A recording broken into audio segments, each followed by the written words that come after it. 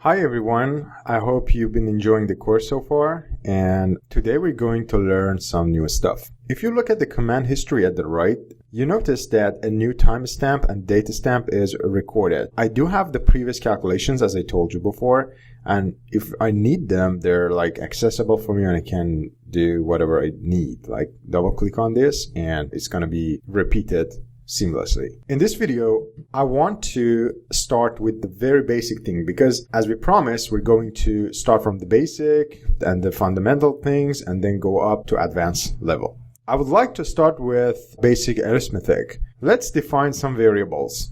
X equals to 12 and A equals to 2, B equals to 5. That's good. In order to do the multiplication, as most of you know, we use asterisk. So it is Shift 8 on your keyboard. A multiplied by B. And the result is 10. Next, I can do A and division, right? A division by B. And if I hit enter, it's going to calculate that. There is something interesting that, well, few people know, and it is that MATLAB is able to do the backslash as a division as well. So if I say A backslash B, it's gonna go with the division. But what's the difference? You will notice that the value for B equals 5 and the value for A equals 2. So if I say A divided by B, it will be 0.4. If I say A backslash B and then hit enter, the result will be different. So you will notice that here B is divided by A, although A comes first. And also we do have summation and subtraction.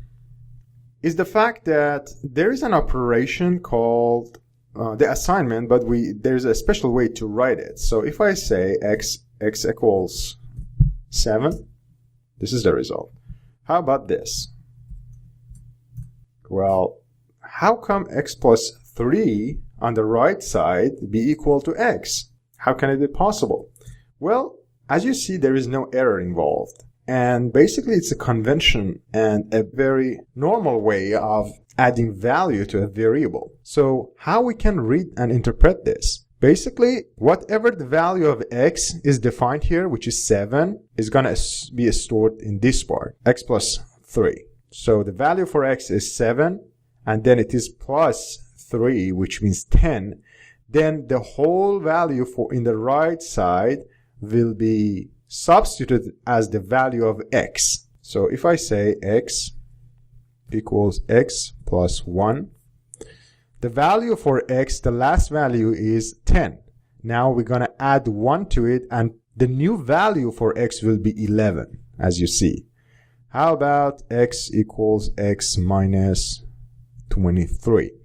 So the last value for x was 11.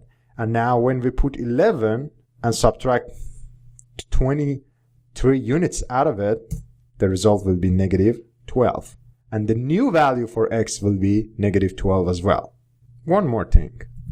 Is it correct to say x plus y? We do have the value for x, which is negative 12, and the value for y, which is 766. And then we defined a new variable called t. And if you hit enter, you will notice that it is done without an error.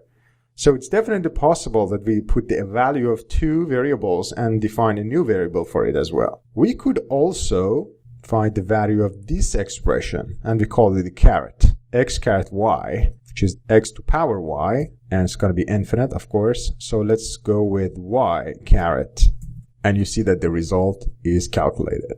And I'm going to talk about the different forms of the result. But what I'd like you to do in this part is to calculate some basic arithmetic and practice on this because we are going to use them a lot throughout the course. I am Hossein Tutunchi and thank you for watching this video.